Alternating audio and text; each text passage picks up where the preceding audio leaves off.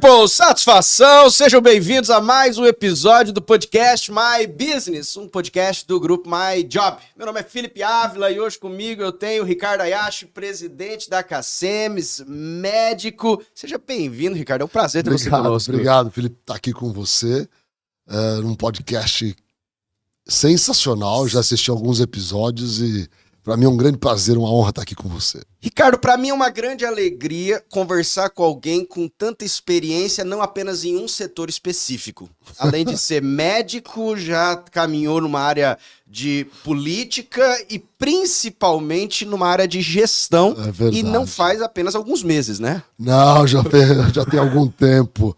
Hoje, quantos anos essa já? Essa história são 31 anos de medicina. Aham. São 23 anos, 25 anos, né? Ajudando a construir a saúde do servidor público no nosso estado. 2 anos no antigo Previsul e depois na Cacemes como diretor. A Cacemes nos últimos 14 como desde presidente. quando? 2001. 2001. Quando foi extinto o Previsul. E aí a Cacemes, através da união dos servidores, das entidades sindicais, construímos a Cacemes. O Lauro foi o primeiro presidente. Eu era diretor de saúde e agora... E você hoje está como presidente da Cacemes faz quanto 14 tempo? anos. 14 anos. Muito tempo. Você não cansa, não? Canso.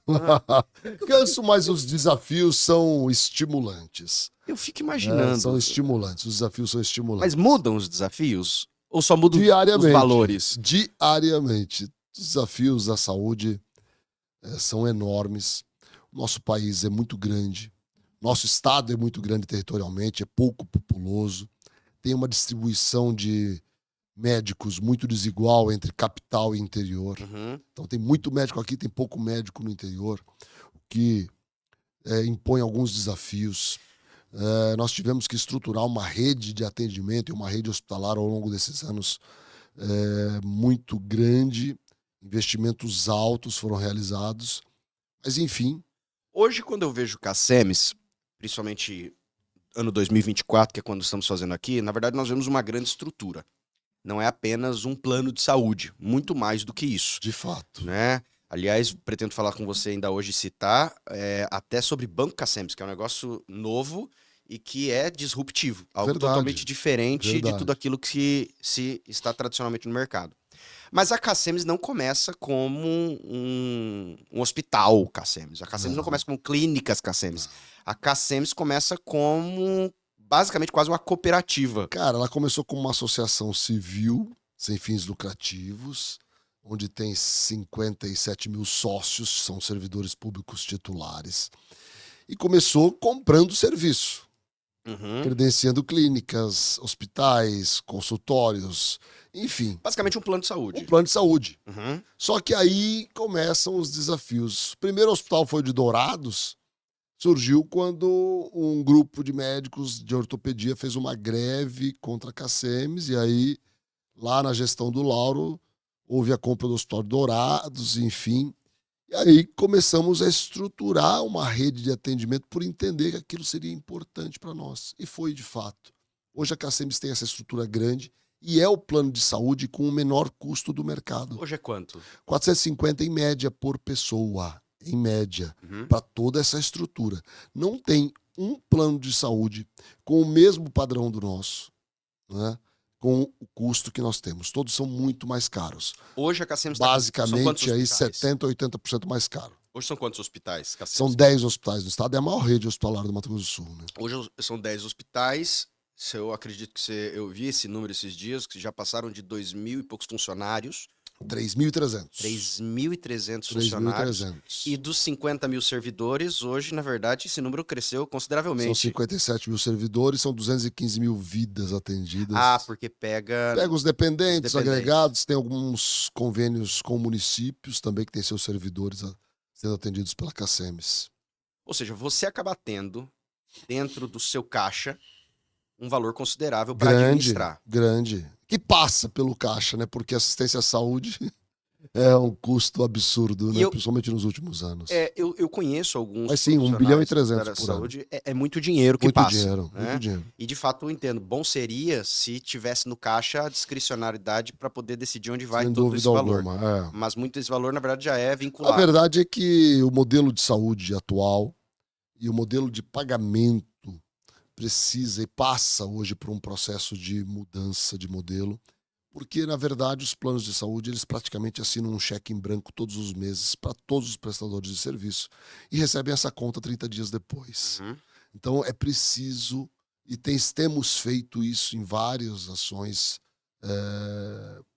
mudar esse modelo para que haja uma certa previsibilidade nos custos assistenciais, porque é muito complicado da forma que está atualmente. 1 bilhão e 300 média do que acaba entrando de caixa ano. 1 bilhão e 300, olhando exclusivamente esse número, poderíamos dizer e chegar numa conclusão. Dá para fazer muita coisa. Dá para atender 215 mil pessoas. Agora, eu já ouvi dizer que, de fato, a Cacemes, mesmo tendo uma grande entrada, tem uma grande saída. Uma enorme saída, porque o custo assistencial subiu demais nos últimos anos. Demais nos últimos anos. Principalmente no pós-pandemia. As pessoas estão procurando mais o médico. Estão procurando mais saúde mental. Aumentaram os casos de câncer, os casos de doenças cardiovasculares, doenças cerebrais, como demências. Demandas que não tinham antes. Uhum. O envelhecimento da população. A população envelheceu. Envelheceu sem ter os devidos cuidados com a prevenção e a promoção à saúde. Uhum. Então, nosso estado, por exemplo, tem um dado muito preocupante, que é um dos estados com maior índice de sobrepeso e obesidade do país. Campo Grande é a capital com maior índice de pessoas acima do peso do país. Isso traz grandes preocupações, porque leva ao aumento do diabetes, aumento de doenças cardiovasculares, cerebrovasculares, enfim, articulares. E isso, obviamente, impacta nos custos assistenciais de forma impressionante. Alguns anos atrás, eu era da filosofia de que não teria plano de saúde. Eu era de uma filosofia que não faço mais isso, não faço mais isso. Mas eu era, nessa época, até conversar com uma amiga médica.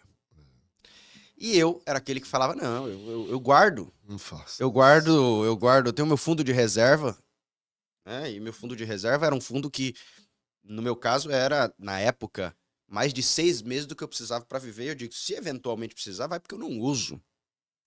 E me lembro necessariamente de um dia eu sentando com uma amiga médica e entramos no assunto de plano e eu fiz esse comentário com ela. Ela disse, você é louco? Eu disse, não, por quê? Ela falou, você sabe quanto que custa, no particular, uma diária de UTI? Ela falou. E eu me lembro que ela, então, começou a me falar custos. E eu percebi que esse meus 6 meses e uma semana ia acabar. E é verdade. É verdade. É um custo absurdo. Hoje, se você pegar algumas cirurgias de coluna, algumas cirurgias cardíacas, elas vão custar aí 250, 300, pelo plano de saúde. Particular, isso ultrapassa 500 mil tranquilamente. Mas lógico que para você como hospital é preço de custo. Vou usar talvez essa expressão. Claro, obviamente. Lógico que teve um custo para comprar o equipamento e fazer tudo isso. É importante construir os hospitais Cacemes. Porque hoje eu consigo controlar esse alto custo. Por que o plano custa 450 por pessoas, enquanto os outros custam 800, 1.000, 1.100? É justamente porque a gente consegue gerenciar o alto risco.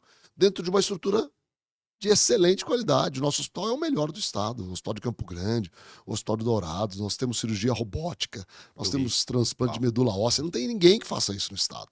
Então, é um hospital de excelência, aliado a uma racionalização do custo. Hoje, quando você pensou, a construção do hospital veio na sua gestão. Na minha gestão. E como foi essa perspectiva de, bem, nós somos um plano, e uma coisa é você fazer um centro, alguma coisa pequena, mas construir um hospital. Cara, eu nesse vou te sentido. Contar o que aconteceu. Eu sou de Aquidauana. Ok. Fiz faculdade aqui na Federal de Medicina. Formei e fui para São Paulo fazer residência de cardiologia. E fiquei lá 4 anos, voltei para Campo Grande. Voltei para Campo Grande e tomei um susto, porque as estruturas hospitalares eram muito acanhadas. Muito acanhadas. Era, assim, comum que um paciente chegasse lá com um quadro de um acidente vascular cerebral, precisasse ser transportado de ambulância para fazer uma tomografia ou uma ressonância fora do hospital. Estou falando dos hospitais privados. Quando eu tive a oportunidade de estar à frente da gestão da KCMs e, claro, a oportunidade de estruturar um hospital pelas necessidades que tínhamos, eu falei, nós vamos fazer o melhor hospital. E estruturamos um hospital completo, com um modelo de hotelaria diferente. Temos hoje um hospital que a hora que você entra no hospital, você fala, cara, isso aqui parece um hotel. Aliás, não tem um hotel aqui no estado que tem um saguão como aquele nosso, com obras de arte, né, com piano, sabe? Com uma coisa diferente. E um ambiente com preocupação de sustentabilidade, captação de água, estrutura de aço. Nossa, o método construtivo foi lindo. Mas hoje, quando a gente olha, a gente vê isso pronto, mas isso começou com um sonho. Começou com um sonho. O sonho era esse, poder oferecer para cá, para Campo Grande, um centro de excelência. Mas tinha caixa para esse sonho? Tinha caixa, cara, e ousadia, né? Tinha um pouco de caixa, um pouco de ousadia, um pouco do Banco do Brasil, que fez o FCO. Eu lembro que nós tivemos uma sorte danada. Nós fizemos um FCO a 3% ao ano, cara. Naquela época. É um período pré-Covid aí, a gente tá falando, bem, né? Porque tem 8 anos. Quantos anos tem o hospital já hoje? 8 anos. 8 anos. Hospital 8 anos. 8 anos. 2013 para 2014. Uma taxa ridícula. Ridículo. Maravilhoso, Maravilhoso. Né? E isso ajudou. E a gente muito austero no modelo de construir. Cara, nós fizemos aquilo tudo equipado por 90 milhões, cara. 90 milhões. Foi pouco. Foi pouco, pensando numa estrutura. O terreno era próprio. O terreno já era próprio. Mas construir aquilo lá, quanto tempo demorou a construção? 2 anos e meio pronto, funcionando. Funcionando, equipado com o que tem de melhor. Quer dizer, aí a gente foi avançando. Fazer robótica, vamos fazer transplante, vamos fazer... A gente vai continuar nesse ritmo. Mas o sonho era esse, cara. Quando eu fui para São Paulo, o meu professor lá, doutor Radim Macruz, que foi o maior cardiologista do país, da história do Brasil, falou, cara, você vai ficar aqui comigo. Eu falei, não vou. Doutor Radim, não vou. Eu vou voltar para Campo Grande. Ele falou, não, mas eu quero ajudar lá. Eu falei para ele, eu vou ajudar a desenvolver. E graças a Deus, e essa oportunidade que tenho junto aos servidores públicos, junto aos meus pares de conselho. Agora, nessa época de construir essa lançamento de uma estrutura como essa, de um hospital, eu imagino que toda decisão política que utiliza caixa relevante, e eu digo decisão política exatamente porque todo momento que eu tenho um conselho é uma decisão política interna, lógico. Mas sempre o conselho apoiou. A todo momento. Tranquilamente? Porque nós tínhamos um planejamento estratégico. E a gente entendia... Você entendia o payback disso? Claro. Você tem que fazer um projeto de viabilidade, obviamente. Mas veja bem, quando nós assumimos a presidência em 2010, 2011, sentei com o conselho e falei, olha, o caminho do mercado de saúde é esse. Se nós não estivermos estruturados em 10 anos, nós seremos engolidos pelo mercado. E se nós não tivéssemos feito as nossas estruturas, nós teríamos sido engolidos. Por exemplo, hoje, boa parte dos hospitais aqui do estado, os grandes, não são de empresas locais. Proncor é da Rede D'Or. O Hospital do Coração é da Rede Santa. São multinacionais, grupos de investimentos, que querem retorno. Lógico. Investimento, obviamente, justo. E business, justo. Então nós teríamos uma pressão de custos absurda. A de imagem é de uma rede nacional. E assim vai. Então mudou o mercado. Só que nós estávamos preparados para isso. Agora, aqui e no interior. Quanto que era, na época que foi feita a construção, você conseguiu uma excelente taxa de FCO. Vocês levantaram quanto de FCO? Eu sei que até quitou, né? Você fez Quitamos. 40 milhões. 40 milhões de FCO, 50 milhões de caixa. Okay. Perfeitamente. Qual foi o segredo para conseguir ter 50 milhões em caixa? Cara, é gestão. Eu sei que é meio óbvio. É gestão. Em tese é gestão, mas analisando o mercado tradicional e fazendo comparativos com comparativos, eu vejo muitos planos de saúde quando fazem os seus balanços e apresentam. Não, o nosso depois da pandemia tá assim também, infelizmente. Com dificuldades profundas de levantamento de caixa, exatamente por causa de margens apertadas, por conta da concorrência. Cara, é um negócio muito apertado. E para você conseguir levantar um caixa, ok, se você falasse para mim assim, não, a gente tinha 5 milhões em caixa, superávit. Mas você de repente falar, e eu tenho certeza que você não gastou todo o caixa.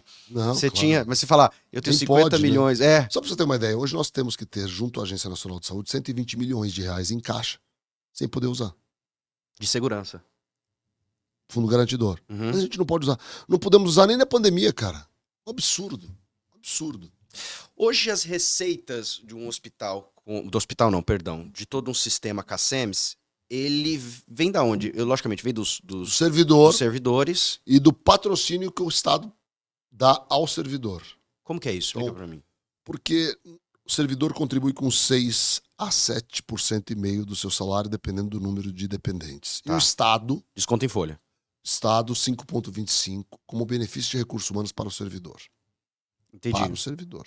E aí, o Estado ele faz o repasse. Então, basicamente, quase 50% da receita, quase. 50% da receita vem do Estado, 50% vem do servidor. 60-40. 60-40. A gente pode desenhar isso. 60-40.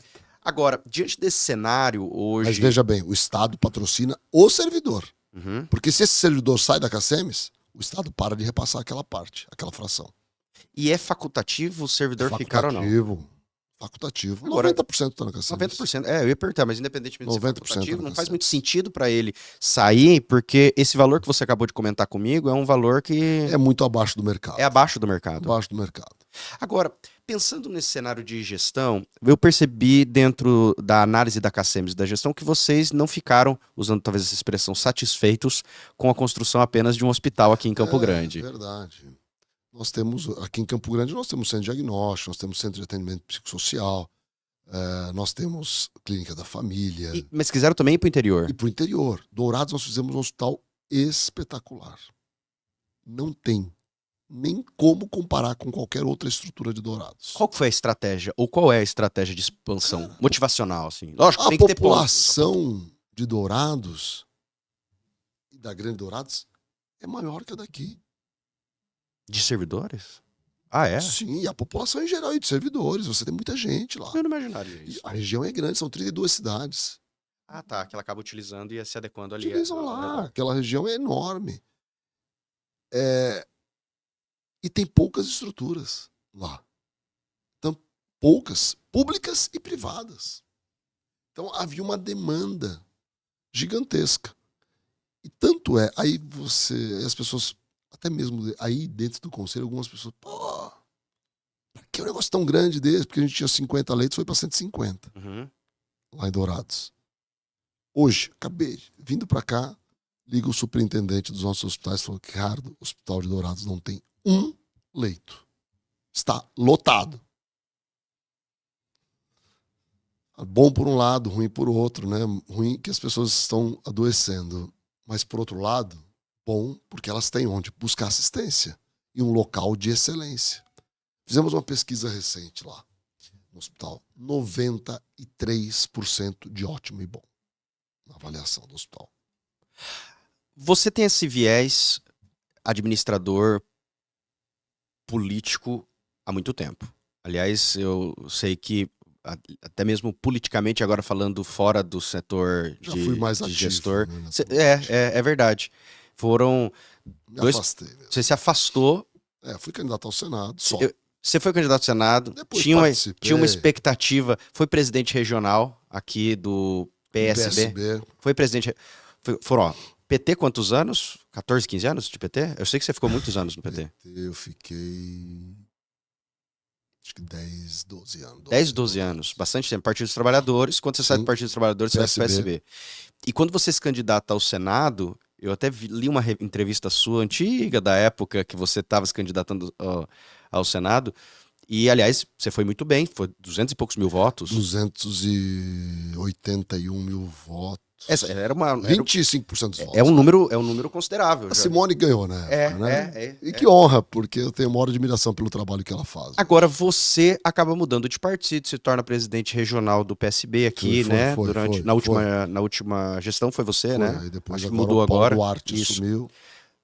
Mas você parece que não quis dar tanta ênfase depois, como alguns que eu conheço, que fica novamente, não ganhei, mas tudo bem. Eu não ganhei para senador, mas eu fiz o meu nome, eu vou para prefeito. Que, aliás, muitos acharam que você ia para prefeito, né, na última. Sempre tem essa percepção. Aparecer nas pesquisas e eu imagino que deve ter convite também, independentemente. Agora, na última eleição mesmo, teve convite do próprio Riedel, depois convite para ser secretário de saúde, mas a gente tinha... E aí eu fui muito claro com o Riedel, como sempre sou, né? No que eu faço. Eu tinha um compromisso com a Cacemes e de conduzir a Cacemes nesse pós-pandemia. Momento complexo, difícil para todos os planos de saúde brasileiros, que tiveram 18 bilhões de prejuízo nos últimos 3 anos. Tanto é que se você analisar as empresas de saúde na Bolsa de Valores, você vai verificar uma queda absurda nos últimos anos.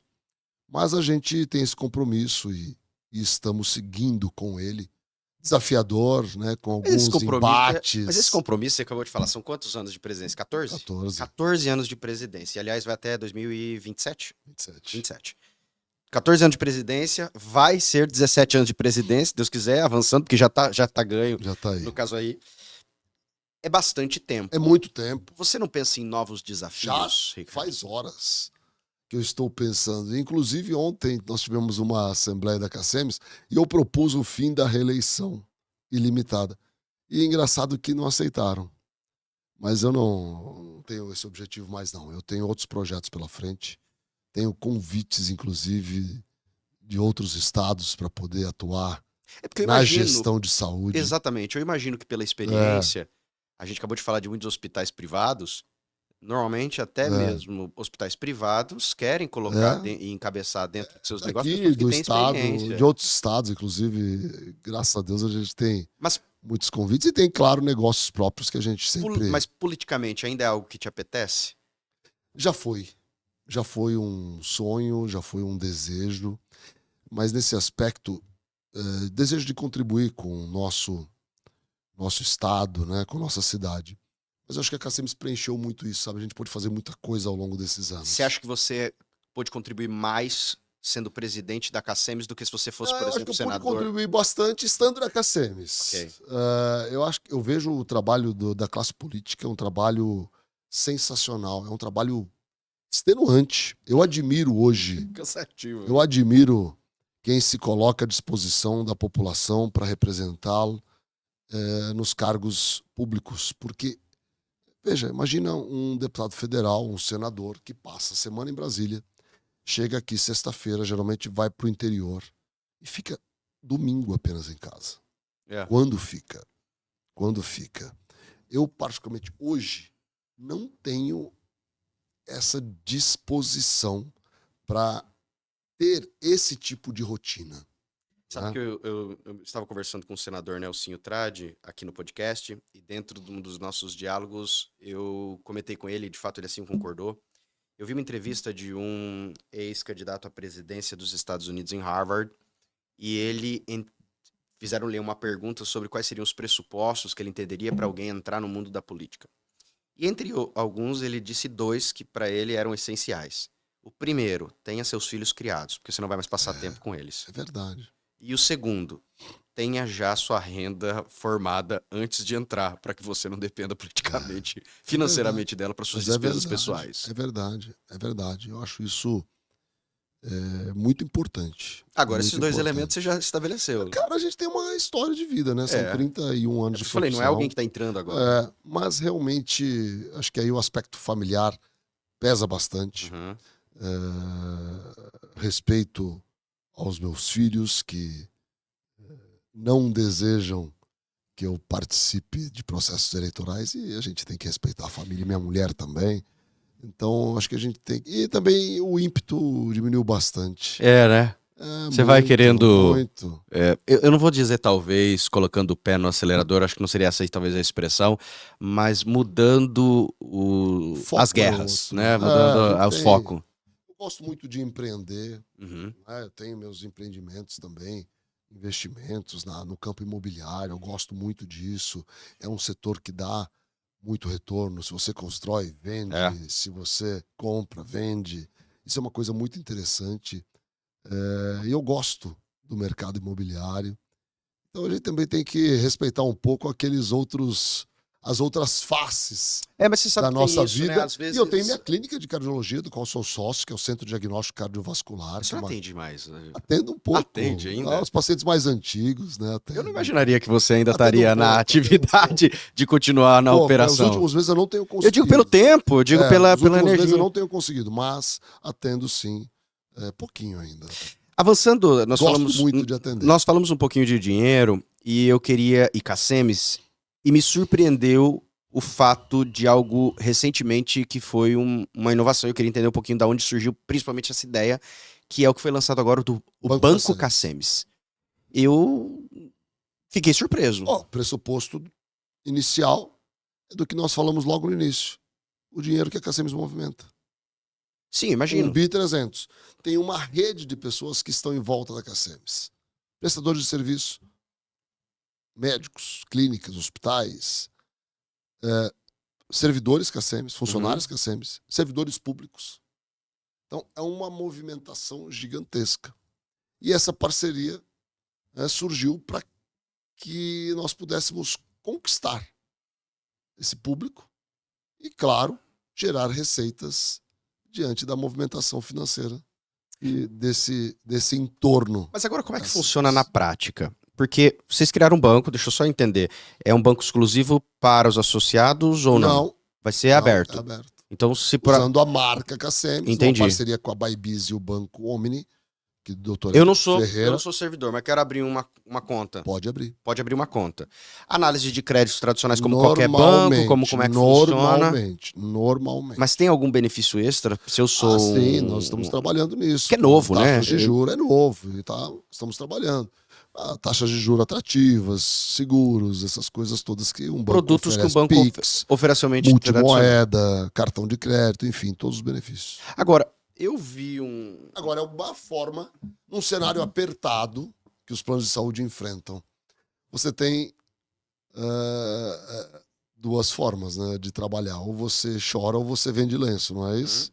E a gente procurou vender um outro produto para gerar novas receitas para o plano de saúde, obviamente. Mas quem é o dono do banco? Benefício. O dono do banco é o Omni Bybis, numa parceria com a Cacemes. Eles utilizam a marca, eles investem. Nós não investimos nem um centavo.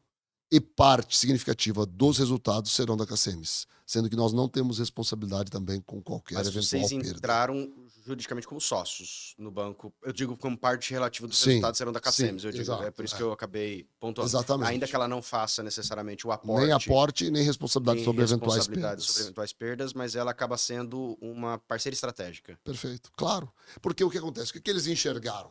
Pô, vocês têm um público... Você tem 215 mil hoje... Tem um público ali... grande. Você já tem credibilidade... A ser conquistado. Do branding, da marca. Nome, tem credibilidade, tem uma grande aprovação. É um mercado a ser conquistado com grande potencial. Mas o Caixa Cacemes e o Caixa Banco ainda fica diferente totalmente? 1,3 bilhões... Não, absolutamente distintos. Nenhuma correlação. Não, nenhuma correlação. Mas o banco, quando inaugura, não precisa ter um caixa forte?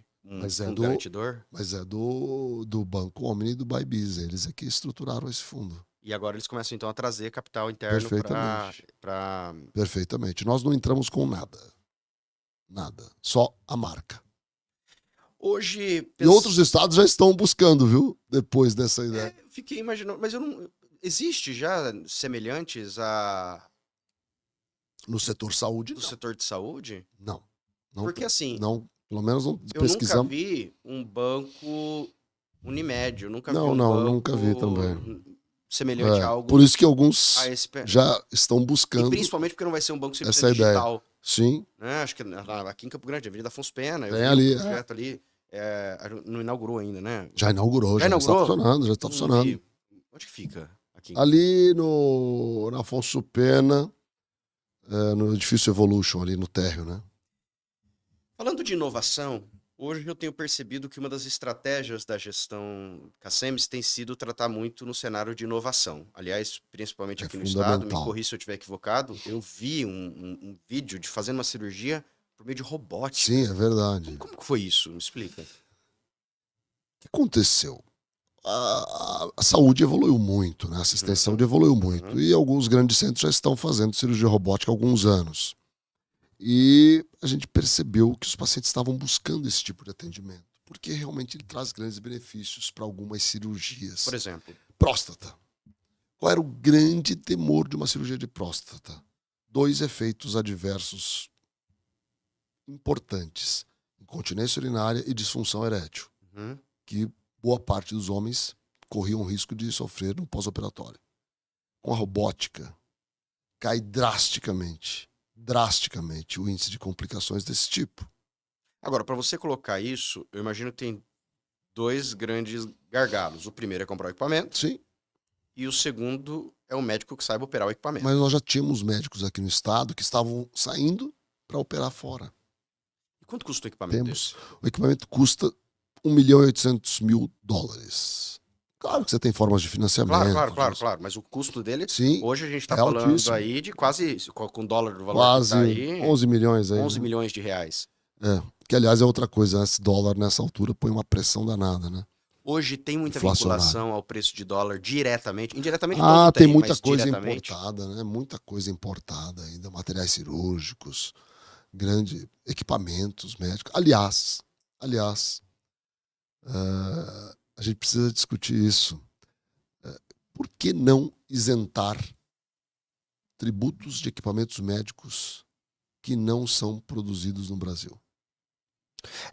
Olha quanto nós poderíamos oferecer de acesso. Mas existem benefícios. Vocês hoje não são. CACEMES não, mas vocês. Sim, mas vocês, particularmente como CACEMES, não são hoje com fins lucrativos. Sim. É uma associação sem fins lucrativos. Isenções. Então, tem isenções exatamente por ser beneficiados nesse sentido. Perfeito. Agora, quando você compra equipamentos, você pode até receber essa isenção, mas o preço, você está querendo dizer, fica caro porque o cara que produz, ele tem que... Claro, os impostos. Poderia ficar mais barato ainda, mas necessariamente ele acaba tendo esse custeio. Com certeza. Hoje, mas isso não é só para nós, não. Isso tem que valer para o mercado de saúde brasileiro inteiro. Hoje eu ouvi de alguns médicos, e quando eu falo de alguns, eu falo de um número de mais ou menos uns 5, 8 médicos que eu conversei nos últimos meses, e eu gosto de perguntar para eles, eu falo, como é trabalhar em Campo Grande? Como é trabalhar? E aí alguns me pontuam dentro de cenários de hospitais. Uns falam sobre qualidade, outros falam, por exemplo, elogiam Santa Casa e criticam Santa Casa dependendo do cenário, elogiam Unimed e criticam Unimed, alguns vão para Santa Maria e me dizem que Santa Maria caiu e não quer mais Santa Maria, e dentre outros cenários. E uma coisa que eu ouço de muitos médicos dentro da realidade da CACEMES é que a estrutura, como você acabou de falar, é uma estrutura de excelência, mas que muitas vezes tem atraso no pagamento. Isso é real? Acontece? Não, é atrasado, cara. Eu ouvi isso de 5 Cara, você sabe o que aconteceu recentemente? Uma equipe, uma clínica, mandou reclamando que não recebia. A hora que foram verificar, a faturista deles não tinha enviado. Nota fiscal? Okay. Não tinha enviado faturamento. Enfim, a gente não tem atrasado, não. Mas eventualmente uma coisa ou outra pode acontecer. Porque é uma grande operação, né? Você imagina um cenário como esse. Você passou como gestor de um período muito dificultoso, que foi o período da pandemia. Muito. Vamos caminhar um pouquinho para essa época, eu queria entender um pouquinho como foi a cabeça de gestor tragédia, nesse período específico. É a tragédia, né? Foi uma grande calamidade, né? Porque nós fomos pegos de surpresa. De repente. Um evento que alastrou mundialmente rapidamente. Ninguém conhecia, que era o pior. Nós tivemos que dobrar a estrutura de atendimento. Um custo elevadíssimo, não tinha mais equipamento, não tinha mais remédio. Deu prejuízo nesse período? Porra! Você tá louco. Nós tivemos uma despesa em 3 anos de 290 milhões de reais com Covid, uma despesa que não existia. Em 3 anos. E o Estado não auxiliou nesse sentido? No ano passado, nós conseguimos uma compensação de 60 milhões desse valor de 290. Que já depositou? Já foi. Mas só ver os juros. Mas os juros do Brasil elevadíssimo é pouco. Não teve nenhum aporte do governo federal, tem gente que fala disso. Não teve nada, nenhum real. Pô. E não tem que ter mesmo, porque não é. Mas nesse período, os seus principais desafios como gestor numa crise, como uma crise do Covid, são desafios mais estratégicos no sentido de o que fazer na adesão ao B ou de conseguir acalmar os ânimos? O maior desafio foi oferecer todas as condições possíveis para oferecer o atendimento de qualidade e na quantidade necessária. Nós tivemos, só para você ter uma ideia, nós montamos na laje superior do hospital 45 leitos de UTI. Sério, cenário de guerra. Cara, até me emociono só de lembrar para a estrutura. Emociona mesmo, cara, porque teve um dia, hospital de campanha, cenário de guerra, teve um dia que pegou fogo num equipamento. Cara, tempestade, teve um dia que desabou tudo. Você recebe uma ligação. Cara, foi tempestade, tá pegando entrou fogo. água, pegou fogo. Cara, desesperador. Mas, assim, nós investimos uma grana enorme. Mas valeu a pena, sabe? Nosso índice de recuperação dos pacientes internados foi de 89%. A média nacional, 62%. 62% contra 89%. Foi uma prova de fogo. Nós vencemos. Mas, claro, ficam as sequelas econômico-financeiras que todo mundo está sofrendo. E a gente não ia ser tão diferente dos outros, embora... Hoje nós estamos em 2024. Você tem a sensação que já houve uma recuperação ou ainda não? Ainda não. Muito discreto. Acho que não dá pra gente ainda firmar o pé que sim. Mas eu acredito que ano que vem tem tudo para ser melhor, sim. Você não foi treinado de base para ser gestor. Você foi treinado para ser médico. Fui treinado para ser médico. Como é que foi? Vamos voltar um pouquinho lá atrás, que eu queria entender um pouquinho melhor desse Cara, cenário. eu sou filho de comerciantes. Seus pais faziam isso, o quê? Comércio de calçados lá em Aquidauana. E eu cresci ajudando lá, né? Fim de ano, férias, a gente ia ajudar. Ajudava no Natal, no Ano Novo, aquele movimento enorme e tal. E eu tinha uma grande dúvida, cara. Vou fazer medicina ou faço administração? Ah, é? Medicina ou administração? Administração tinha a ver por causa da família. Né? Resolvi fazer medicina. Foi uma decisão acertadíssima. Sou apaixonado pela medicina. Mas a vida se encarrega, né, cara? Aí eu virei gestor de saúde. Mas você, quando faz medicina, você faz aqui na Universidade Federal? Fiz na Federal. Faz residência aqui também? Fiz 1 ano de residência aqui de clínica médica e 4 anos em São Paulo. De cardiologia. E você abre sua clínica? Aí voltei pra cá, sócio, fui convidado para ser sócio do CDC. Você começa, então, como sócio do CDC, mas nesse momento exclusivamente prestando serviço? Sim. Ou já entendendo sobre o viés de administração do próprio CDC? Não, era sangue mesmo de gestão, já entrei como sócio, comecei a trabalhar, dali a pouco estava na administração da clínica. Aí cheguei aqui em 98, final de 99 recebi o convite para ser diretor do Previsul. Por quê? Cara, Luiz Fernandes, um médico da minha turma, amigo, formou comigo, percebia eu era tesoureiro da minha turma de faculdade, comissão de formatura, aquelas coisas todas. Então, sempre envolvido com a gestão. Fizemos uma baita de uma formatura, foi super legal. E depois ele falou, cara, o Ricardo é um cara que tem tino. E o Benhur, irmão dele, era deputado, sugeriu o meu nome, e, enfim. E quando você recebeu o convite, você tranquilamente entendeu isso como algo desafiador, cara, e animador, ou não necessariamente? De imediato, não tive dúvida. Mas por consequência você acabou diminuindo a carga do trabalho original que era o seu. Por muito tempo fiquei ainda trabalhando muito. Muito, muito. Agora nos últimos anos que eu diminuí porque a Cacemes cresceu demais. Mas eu fiquei plantão. Nossa, trabalhei barbaridade, consultório, atendimento. Muito, muito, muito. Quando você pensa em 2 elementos diferentes, qual é a sua perspectiva? Quando você pensa, falando agora Cacemes, número 1. Futuro da Cacemes. Não a Cacemes onde ela chegou, mas quando você pensa numa Cacemes daqui a 10 anos, Ricardo. 10 anos é muito tempo, porque 10 anos atrás mudou completamente. 10 anos atrás não tem hospital, 10 anos atrás não tem nada disso, 10 anos atrás é outra perspectiva. É verdade. Portanto, 10 anos é um bom tempo para fazer muita coisa. Sem dúvida. Ou não, né? Ou não. Mas quando você pensa daqui a 10 anos, quando você pensa talvez em um 2034, E ainda que você não esteja necessariamente na gestão... Não estarei. Não estarei. Absoluta convicção. Ainda que você não esteja na gestão, mas quando você... Não, até porque precisa oxigenar, pensa, precisa mudar. Mas quando você pensa num bom cenário que você gostaria de uma Cacemes em 2034, daqui a 10 anos, que é um bom tempo, como você consegue visualizar dentro de planos, projetos e desígnios? Cara, a Cacemes está pronta hoje, estrategicamente, para enfrentar os desafios da saúde suplementar. Pronta. Estrategicamente é o plano melhor posicionado no mercado sul-mato-grossense. Com as suas estruturas de atendimento, tem um público cativo e tem, claro, desafios gigantescos e que nós estamos organizando para que ela enfrente, por exemplo, a dificuldade de acesso a especialistas no interior. Nós estamos ampliando agora o programa de telesaúde para facilitar o acesso. É algo também que é importante. Mas eu penso que a Cacemes estará mais fortalecida com as suas estruturas próprias, comprando menos serviço fora e focada na promoção da saúde. É fundamental cuidar da qualidade de vida das pessoas. Você já pensou em uma faculdade ou algo na área da educação especificamente? Rapaz, nós temos 6 serviços de residência médica dentro do hospital. E tem, sim, um projeto, um planejamento de ter, sim, uma faculdade de medicina. Exatamente, pergunto Isso aí tá... Por educação própria, interna? Teoricamente, ele tem já uma...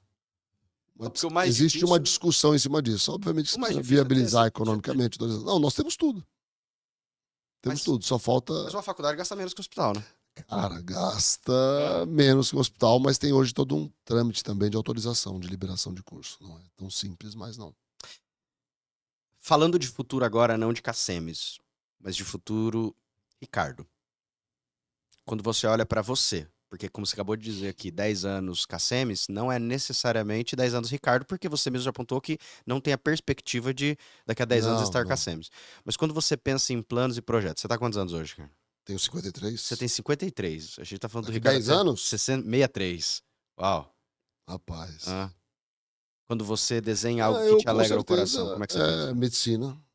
Muito. Ainda na operação? Claro, com certeza. Eu gosto muito, cara. Atender o paciente é uma coisa incrível. A troca, né? Você poder ajudar e receber o carinho. Puta, é maravilhoso. Claro. E aí, obviamente, empreender, né? Eu gosto muito da questão imobiliária.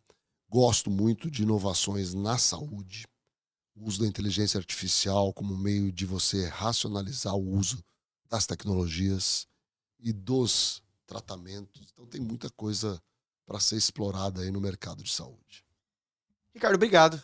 Te agradeço muito. E curtindo um pouco mais a vida, né, e curtindo um pouco, você é filho, já tem netos, cara? Não, só filhos. Daqui a pouquinho você vai ver. Meu pai falava que não ia babar não, mas depois que eu dei 2 netos para ele... Enlouquece completamente. Mas essa é a parte boa da vida, né? Muito obrigado pela oportunidade, pela sua agenda apertada, ter conseguido vir aqui Felipe, no... É um prazer estar aqui conversando com você e parabenizar pelo seu trabalho de inovação, de empreendedor. É esse trabalho que eu penso, na verdade não é esse trabalho, é esse entendimento sobre empreendedorismo que as faculdades, de um modo geral, as escolas, de um modo geral, precisam ensinar mais para o brasileiro. É isso. Tenho certeza que você também teve que aprender na marra. Na marra. Assim como eu. Na hora que eu fui convidado, eu fui estudar, fui fazer MBA, fui fazer... Mas é diferente a operação. Buscar informação com quem já sabia do assunto. Mas se você tiver uma formação empreendedora, Hoje eu postei no meu Instagram e disse, se eu pudesse resumir a vida empreendedora é resolver problemas. Pois é. Mas, para resolver problemas com qualidade, você tem que ter um planejamento e, acima de tudo, conhecimento profundo do setor no qual você vai empreender. Obrigado. Foi um prazer. Eu que agradeço. O prazer é meu. Agradeço demais. Parabéns. Até mais.